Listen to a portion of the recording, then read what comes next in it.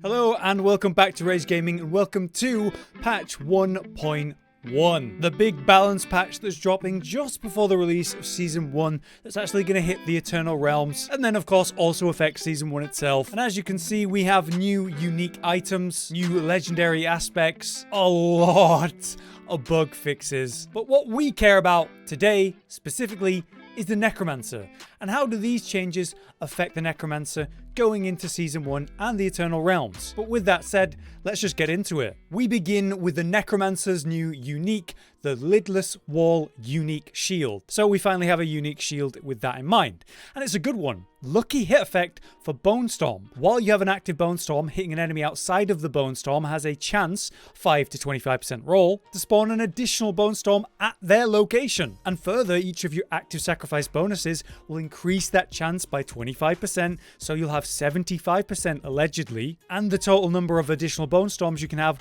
by +1. This sounds amazing because Bone Storm is, it's the best and really only good ultimate choice we have. So this is just a new, amazing benefit to your Bone Storm. So I genuinely can see myself using this, so it's an exciting unique for us. Next we have our general aspects. Firstly, the one that matters to us is going to be Craven, a mobility aspect, meaning it's probably going to be on your boots. You gain 20 to 40% increased movement speed when moving away from slow dodge shield enemies. Now, as we're playing Necromancer, that means we are all using Decrepify because it's so good. That applies a slow to all targets effective, which means all targets are always slowed. Whenever you're moving away from any targets that are slowed by Decrepify, you're going to have up to 40% increased movement speed. So yes, we have a mobility aspect for Necromancer that should be triggering regularly, giving us a way to move through the dungeons at a better rate. It's not major, but it's something. I'm glad to have it. Is it enough to improve Necromancer movement? Nope, but it's something, and I'll take anything. For the Necromancer specific aspect then,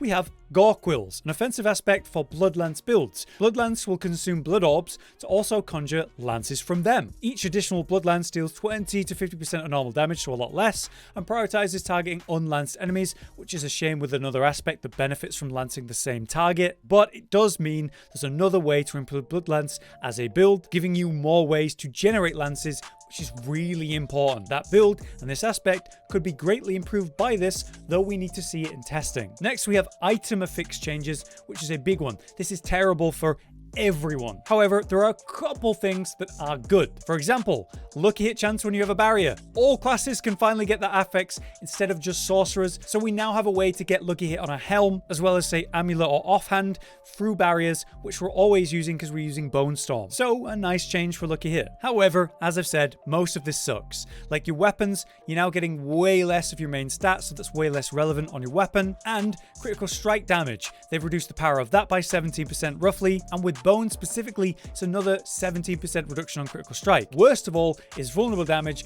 reduced by about 40% for everyone, which is outrageously huge nerf to every build. Vulnerability is a key way to get damage for everyone. This is going to hit us hard, but it hits everyone hard in an equal way. Further, you have the unique passives of certain weapons, like your offhands having cooldown reduction. That's reduced by roughly 35%. Critical strike damage on swords, half of it is reduced. That sucks. And so these things really suck for us as Necromancer. But they have buffed some things, like specific damage types. For us, we have shadow damage, and shadow damage over time greatly improved, which is very nice for the Shadow Blight key passive builds, of which there were many tied to that for any Necromancer build, not really Bone Spear. Things like blood skill damage, bone skill damage, that's up, so these affixes are slightly more relevant, which is nice to see, but compared to the nerfs to say your critical strike damage and vulnerable damage, it's not remotely comparable. We've been majorly toned down. Finally, it's time for the meat and potatoes of this balance patch with Necromancer specific balance changes.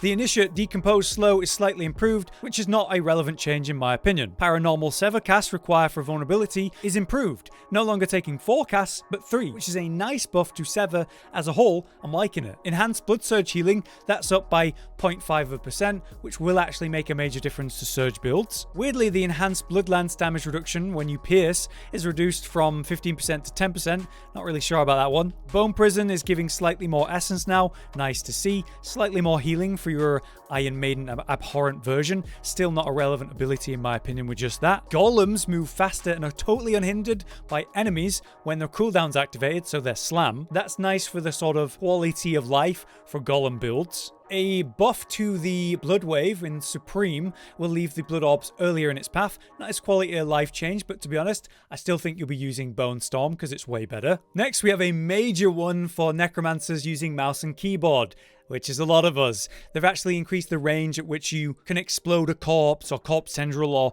raise the skeleton by 50%. The auto-targeting was really good for controller and really awkward and annoying for your mouse. So it's nice to see this change. It was one I was calling for when talking about Necromancer. A relevant buff to minion builds is that you now get more healing from your Skeletal Priest and the bonus damage is up from 20% to 30%. It is a nice change and we're all going to feel that immediately as a minion necromancer. Is it a major buff and a big push to the sort of power and meta of minion builds? No, but it is a benefit that we are happy to see. All right, now to the passives. Evulsion has been nerfed. Your benefit to vulnerable damage is down from say 6, 12, 18 to 5, 10, 15. A 3% nerf at its top level, which does hurt bone builds as a whole. But not a major nerf, not one that super sucks, I don't think. Just fair enough. Transfusion minion healing, when you pick up a blood orb and then heal your minions from that, is up 15% increase from 45 to 60% at top level. It's fine, not really that great anyway. Your drain vitality, look at chances up from 25% to 30%, which is fine. Amplified damage being buffed is a shock. We're all using Decrepify so often and all of us are using amplified damage, and for that we would get a 9% damage bonus to those that we're actually attacking who are, applied a curse. That's now up from 9% to 12% at its max level, and it is a multiplier, so this is a pretty relevant, nice bump. Next, we have the Book of the Dead. Necromancer minions will now automatically resummon after respawning during a world boss fight, meaning you've died, you respawn, hey, your Necromancer minions are all there, instead of all being gone. This is wonderful, except it says this, during a world boss fight. What I would like to see is them remove this line so that, in open world, dungeons, wherever you are, minion necromancers shouldn't be absolutely shafted when they die because no other build is. Losing all your minions is a death blow, and then actually generating more corpses to get more minions when you've died can be a major problem because you don't have your minions to fight and kill with. Don't know why they do this. And hey, they've made it better for world bosses. Now for the rest of the game, please. Next, we have Skeletal Warrior defense upgrades. Slightly improves the thorns that your Skeletal Warriors will have.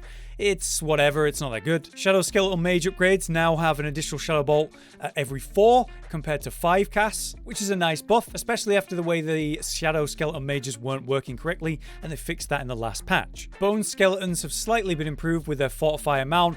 Not a major change, but yeah, sure, it's fine. And then the Iron Golem upgrade attack required for the Slam attack is reduced from 5 to 4. It's a nice change, but I'm not sure it's that relevant because the Iron Golem is how we generate vulnerability in a large way with Golem builds, so I don't think this is really something to scream about. For the Paragon, our Essence Glyph had a big buff. It affects all damage instead of just core skills, which is an unexpected but welcome buff. Now we have our aspects. For Splintering Aspect, it's been nerfed as we all knew it would be. The damage bonus is no longer 50 to 100%, but now 30 to 60%, so a 40% nerf at its top roll, which is rough for your bone builds. Then we have our aspect of Plunging Darkness. Basically, when you put down a bone prison, you would generate a pool of blight. No one used this, so it's got a 25% damage buff. I'm not convinced by this, but hey, it's a buff. The Coldbringer aspect for your Blizzard with your minions. Its cooldown is reduced from 10 to 8 seconds. Nice, but I'm still not convinced by that either. A major one for Bloodlance is the aspect of Hungry Blood. The chance to fire an additional Bloodlance is increased from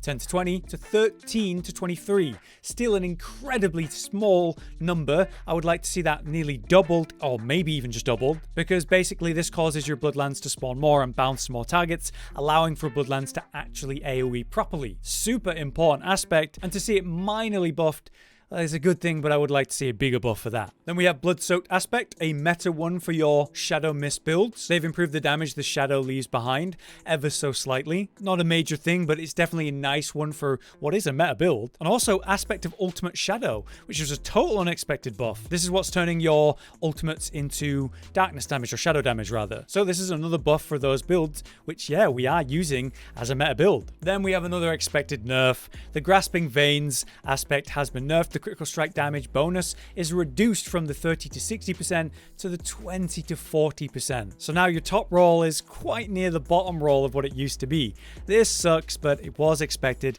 It was an insanely good aspect we were all running with every build. An interesting one, Osseous Gale aspect, the Bone Storm duration increase is up from 4 to 8 to 5 to 10 seconds. A nice buff. I was using this one with the minion build, all around keeping Bone Storm active as much as possible, so a nice buff there. A completely irrelevant aspect, the aspect of Damned, has been buffed from 30 to 40% to 40 to 50%, which is still way too little. This aspect is a major damage increase when you've applied both curses, meaning, Iron Maiden and of course Decrepify. No one is ever running both of them. This aspect is not strong enough to really encourage that. However, there is a Malignant Heart that might be causing a free Decrepify, which would allow you to run Iron Maiden in a way, making this actually have potential. We'll have to see. Next, we have a buff to Blood Surge, which is a nice one. The Bloodbath aspect, which causes echo damage. The reduction of that damage was 70 to 60%. Now it's 60 to 50%. So the top roll is half the damage on the extra echoes of Blood Surge. A nice buff since we are running this with Blood Surge. Finally, we have the aspect of Reanimation. This means after your skeletons have been alive for 10 seconds, they just get a 20 to 30% times increase to their damage, which is nice, but we weren't able to fit it into builds. It's not valid when there's so many aspects you need from minion builds. This is up to 30 to 40%, which is a relevant change, maybe potentially usable now, but still very hard to fit. And lastly, we have our unique changes. Bloodless Scream, one of the worst uniques for Necromancer as a whole. The essence gained is now up from 2 to 5 to 7 to 10, so yeah, doubled. So better, but not in a major relevant way in my opinion. Then we have the Helmet, Deathless Visage for your Bone Spear. The damage is increased ever so slightly from 0.35 to 0.38. This is that echoing damage of the Bone Spear. To see that get a slight damage buff was totally unexpected, but welcome, cool. Now with all that explained, let's go through the Malignant post all about the 32 Malignant Hearts. The Necromancer specific ones are these. The Sacrilegious Vicious Offensive, when walking near a corpse automatically activates an equipped corpse skill every second, dealing 40 to 30% reduced damage compared to normal. Potential utility there, but I'm not really convinced by this on paper. I can press Corpse Explosion myself and it'll deal full damage. Meanwhile, there's like the cooldown ones such as Corpse Tendrils that we are in most builds reducing the cooldown of aggressively, so I'm just not sure it's going to be worth it. Then we have the Brutal Defensive, the Decrepit Aura. When at least 5 enemies are near you, gain an aura that automatically curses surrounding enemies with Decrepify for 5 to 15 seconds. Convenient because it means we're not having to use essence to actually generate the Decrepify, and it's an aura that affects those near us. Interesting because does this require us to actually have Decrepify on our bars? I don't think so, because it specifically said equipped corpse skills every second, so it doesn't say equip Decrepify there. That would then potentially make this amazing, giving us a way to generate Decrepify always, even if we're not committing to actually leveling it. That'll be interesting. Then we have the Frozen Terror, giving us a lucky chance to inflict fear for 2.5 seconds. Feared enemies are also chilled for 20%. Fear can build up stagger, which is awesome in single target, but to be honest, it's also really irritating in pack clearing and mob clear, because then the mobs are running away and you aren't able to hit them as cleanly, so I'm not sure about that one, to be honest. Then we have the Great Feast, the Wrathful or Super Malignant Heart for our class. Each minion will drain 1 to 2 essence per second, but deals 50 to 75% increased damage. With no minions though, this bonus applies to you and drains 5 essence per second. Amazing. Sacrifice your main resource to deal significantly more damage. There are points where you reach such incredible essence generation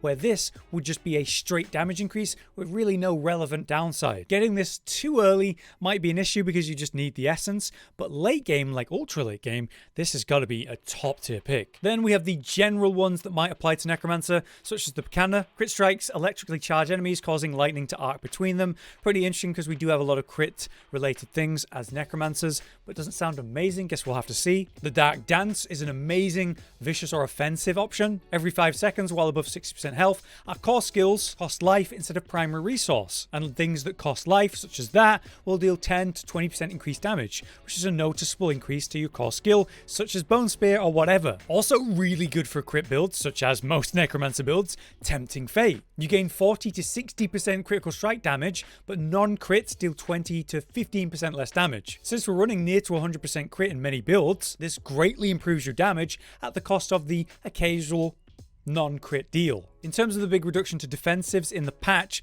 we do have Revenge. 10 to 20% of incoming damage is suppressed, and then when you use a defensive or Macabre skill, all that suppressed damage is amplified and explodes by 250% of the damage, dealing it in fire damage to nearby enemies, which is interesting. We'll have to see how this truly works, but it could be a very important defensive heart since our defensive stuff is worse now. I'm not convinced by Prudent Heart, which gives you immunity for 2 to 4 seconds after you lose more than 20% life in a single hit, but it has a really long cooldown, which is the issue. Determination could be good since we're going to be generating a lot more resource with that, and since there's the other heart that actually costs your resource to deal more damage, they might actually work really well hand in hand. The calculated utility is cool, guaranteeing a stun after you use say 150 to 200 of your main resource, so it's a regular way to stun, like a hard stun. And then we have the Wrathful general ones, which are all interesting. Malignant Pact means we cycle for a bonus every 20 kills. It'll either be 20% attack speed, which is not amazing for us, but okay. Core and basic skills have a 15% chance to fully restore primary resource, which could be amazing. And then every 21 seconds we can gain a barrier absorbing damage. So for every class, including Necromancer, this could be a useful general Wrathful. Creeping Death is exciting. Your damage over time effects are increased by 30 to 40% for each different crowd control effect on the target. So we're going to be always running Decrepify, which is a slow, and then of course we'll also have Corpse Tendrils, which is a stun, and then maybe you're running Penitent Greaves, which is also a chill. Further, unstoppable monsters and staggered bosses take way more damage from that damage over time, so that's major for our Shadow Blight builds. But those are the relevant Malignant Hearts to us in this season from my understanding. But there you have it. That is my overview of the Necromancer changes for this patch. Quite a lot in regards to the Malignant Hearts. It was interesting the way they revealed all of them. There's a lot of potential there for us in particular. Necromancer as a whole has been nerfed much like every class since they seem to want to bring the power level of general gameplay down. Overall though, I'm thinking Bone Spear is slightly worse. Amazingly, the Shadow Crit, Shadow Blight builds, of which there are quite a few, are much better, more competitive. Minion builds are slightly improved, but mechanically pretty lacking, honestly. We're not seeing the things we wanted, like changing the way minion summons work, or making it more inherent to the Necromancer class, rather than like one specific build that might be relevant, might not. A major call to action from Necromancer players in regards to minion builds is that, yeah, why aren't there more minion-related things in the skill tree that are found in the Paragon or on your aspects, such as the way you increase the amount of warrior and, of course, the mages. That takes up 2 aspect slots every build and is unlikely to be found while doing the early stages of leveling until true endgame where you're really having the ideal aspects. If that were in the skill tree, you'd be able to get it while leveling, and that would make minion builds while leveling so much better. Foolishly, I guess I really expected them to implement that, but it has had improvements to its damage, which we will feel and appreciate. Blood builds have a lot of potential in both Surge and Lance. They've really been targeting Bloodlands specifically though, so there is potential there for that to really become a lot more relevant as a build. Overall, I find it a strange balance patch, lacking in the mechanical changes to the class that we were really hoping to see. For now, I've been Hollow, you've been you. Thanks for watching, and we'll see you next time. Josh, Cotton, and Hollow with the videos, dropping the humor like a hammer on your tippy toes, bringing entertainment on a daily arrangement to take our insanity and turn it into entertainment. Yes, I said entertainment twice, to reiterate that it is nice to look into your faces on a mostly daily basis when you let us in your homes to make the whole world a stage. Goodbye.